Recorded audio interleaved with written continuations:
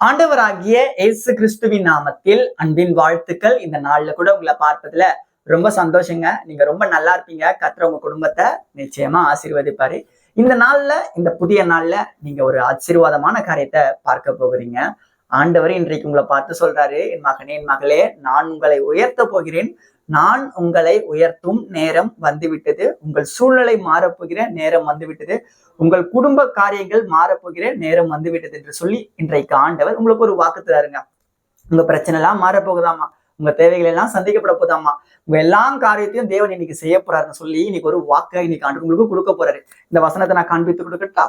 1 பேதுரு 5வது அதிகாரத்துல 6வது வசனத்துல ஆண்டவர் நம்மை பார்த்து சொல்லுகிறார், ஏற்ற காலத்திலே தேவன் உங்களை உயர்த்தும்படிக்கு அவருடைய பலத்த கைக்குள் அடங்கி இருங்கள்.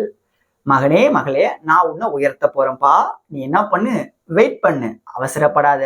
இவ்வளவு தூரம் வந்துட்ட, இவ்வளவு முயற்சி எடுத்துட்ட, இன்னும் கொஞ்ச நாள் தான், இன்னும் கொஞ்ச நாள் மட்டும் எப்படியாவது பல்ல கடிச்சுக்கிட்டு முயற்சி எடுத்துட்டு ஓடிக்கிட்டே இரு. நீ வெற்றியை பார்க்க போற, நீ சக்சஸ பார்க்க போற. இவ்வளவு தூரம் வந்துட்ட, பின்வாங்கிடாத, நீ ஓடிக்கிட்டே இரு மகனே, மகளே. நீ ஜெயிக்க போறப்பா. உன் வாழ்க்கை மாறப்போகுது, உன் சூழ்நிலை மாறப்போகுது. நீ விசுவாசத்துல உறுதியா இருக்க, டவுன் ஆயிடாத. இன்னைக்கு ஆண்டவர் உங்களுக்கு ஒரு வாக்கு தராருங்க. ஆண்டவர் உங்களை உயர்த்த போறாராமா. ஆனா நீங்க என்ன பண்ணுங்க? வெயிட் பண்ணுங்கன்னு சொல்லி ஏசப்பா இன்னைக்கு நம்மள பார்த்து சொல்றாரு. நீங்க வெயிட் பண்ணுவீங்களா? வெயிட் பண்றவங்க ஒரு ஆமேன்னு சொல்லுங்க பார்க்கலாம். கண்டிப்பா நீங்க வெயிட் பண்ணணும். ஏன்னா இந்த வசனத்துல அழகா சொல்லப்பட்டிருக்கு, ஏற்ற காலத்துல தேவன் நம்மள உயர்த்துவார். அப்போ தேவன் உயர்த்துவார் என்பது உறுதியான ஒரு வார்த்தை. ஆனா ஏற்ற காலத்துல, ஏற்ற காலம்னா ஆண்டவர் ஒவ்வொருத்தரை உயர்த்துறதுக்காக ஒரு நேரத்தை வச்சிருப்பாரு. அந்த நேரத்துல, அந்த காலகட்டத்துல தான் உயர்த்துவாரு. இப்ப நான் ஒரு பையன். இப்ப என் பேர் என்ன? பிரசாந்த். நான் பாஸ்டரா? கிடையாது. நான் சபை வச்சிருக்கேனா? கிடையாது. என்கிட்ட ஊழியங்கள் இருக்கா? கிடையாது. நான் என்ன பண்றேன்? நான் வேலைக்கு போறேன், ஃபேமிலியை பார்த்துக்கிற ஒரு நார்மல் பர்சன் தான், ஜாபுக்கு போற ஒரு பர்சன் தான். இப்ப நான் ஊழியமே செய்யல.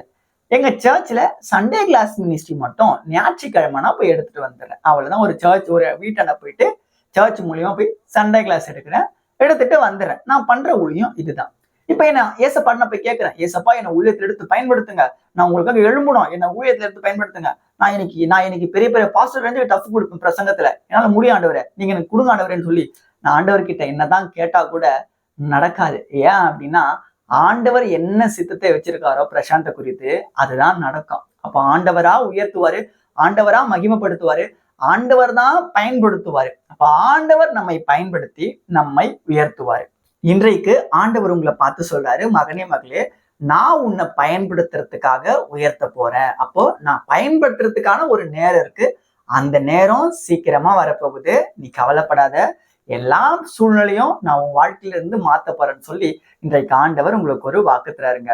இந்த வசனத்துல நல்லா ஒரு ஆராய்ந்து நம்ம தியானிக்கும் போது பாத்தீங்கன்னா, அவருடைய பலத்த கைக்குள்ள அடங்கி இருக்கிற ஒரு பிள்ளையா நம்ம இருக்கணுமாமா. அடங்கி இருக்கணும்னா வெயிட் பண்ணா மட்டும் போதாது, நம்ம விசுவாசத்துல வெயிட் பண்ணோம். விசுவாசம்னா ஆண்டவர் எனக்காக செய்வாரு, எனக்கான வேலை கிடைக்கும், எனக்கான திருமண காரியம் நடக்கும், எனக்கான குழந்தை கிடைக்கும், எனக்கான வீடு கிடைக்கும், எனக்கான படிப்பு கிடைக்கும், எனக்கான வேலை கிடைக்கும், எனக்கான தொழில் கிடைக்கும், எனக்கான எல்லா காரியத்தையும் ஆண்டவர் அதினத்தின் காலத்துல நேர்த்தியாய் செய்வாருப்பா. ஆனா நான் என்ன பண்ண போறேன்? வெயிட் பண்ண போறேன், ஆண்டவர் எனக்காக செய்யற வரைக்கும் சொல்லி நீங்க விசுவாசத்துல உறுதியா இருக்கும் போது ஆண்டவருடைய உயர்வை நீங்க சீக்கிரமா பார்க்க போறீங்க. நான் ஒரு அழகான ஒரு ஸ்டோரி ஒண்ணு சொல்றேன். நான் அந்த பைபிள் ஸ்டோரி படிக்கும் போது எனக்கு ரொம்ப பிடிச்சு போயிடுச்சு. எங்க சண்டே கிளாஸ் பசங்களுக்கு நான் இந்த ஸ்டோரியை நான் சொன்னேன். என்ன ஸ்டோரி அப்படின்னு பாத்தீங்கன்னா, இந்த சகையோ பத்தி உங்களுக்கு தெரியும். சகையோ யாருன்னு பாத்தீங்கன்னா, குள்ளமான ஒரு மனுஷன். அந்த குள்ளமான மனுஷன் பாத்தீங்கன்னா ஒரு பாவி, ஜனங்களுக்கு பிடிக்காதவன், அவ்வளவுதான். ஆனா அந்த பாவியா இருந்தா கூட அவனுக்கு என்னன்னா ஏசப்பாவை ரொம்ப பிடிக்கும். இன்னைக்கு பிரசாந்தும் பாவி, அநேகர் இன்னைக்கு நம்ம பாவிகளா தான் இருக்கிறோம். ஆனா இந்த பாவிகளா இருக்கிற நம்மை தான் ஆண்டவர் தேடி வந்தாரு. ஆண்டவரை நமக்கு பிடிக்குமா பிடிக்காதா? கண்டிப்பா ஏசப்பாவை எனக்கு பிடிக்கும், உங்களுக்கும் பிடிக்கும். அதே போலதான் சகேயன்ற அந்த மனுஷனுக்கும் ஏசப்பாவை ரொம்ப பிடிக்கும். அவரை பார்க்கணுன்றதுக்காக ஏசப்பா வராரு. கூட்டம் நிறைய இருக்கு, நானும் குள்ளமான மனுஷன், நான் என்ன பண்ண முடியும்? ஏசப்பாவை பார்க்க முடியாது. அதனால எப்படியாவது அந்த மரத்து மேல ஏறி போயாவது ஏசப்பாவை பார்ப்பன்றதுக்காக சகையோ அந்த மரத்து மேல ஏறி போய் நின்று ஏசப்பாவை எட்டி பாக்குறாரு. துபக்கடின்னு அந்த மரத்துல இருந்து கீழே விழுந்தாரு. கீழே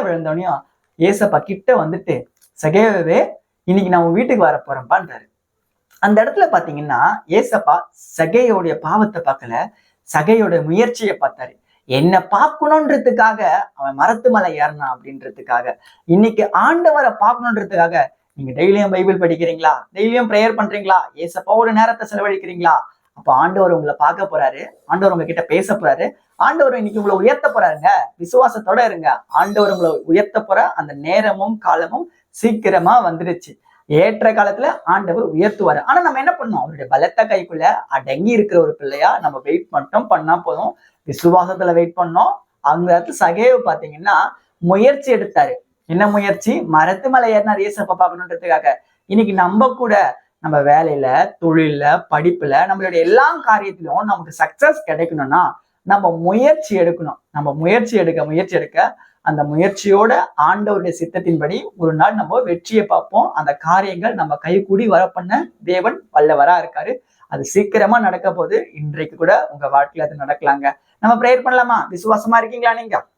அன்புள்ள ஏசப்பா, இந்த நாள்ல கூட ஆண்டவரே, நீங்க ஏற்ற காலத்துல நீங்க எங்களை உயர்த்த போறீங்க. அதற்காக உமக்கு நாங்க நன்றி செலுத்துறோம். இந்த வார்த்தையின்படி எங்க குடும்பங்களை ஆசீர்வதிங்க, எங்களை உயர்த்துங்க, எங்களை மேன்மைப்படுத்துங்க, எங்களுடைய எல்லா தேவைகளையும் சந்திங்க.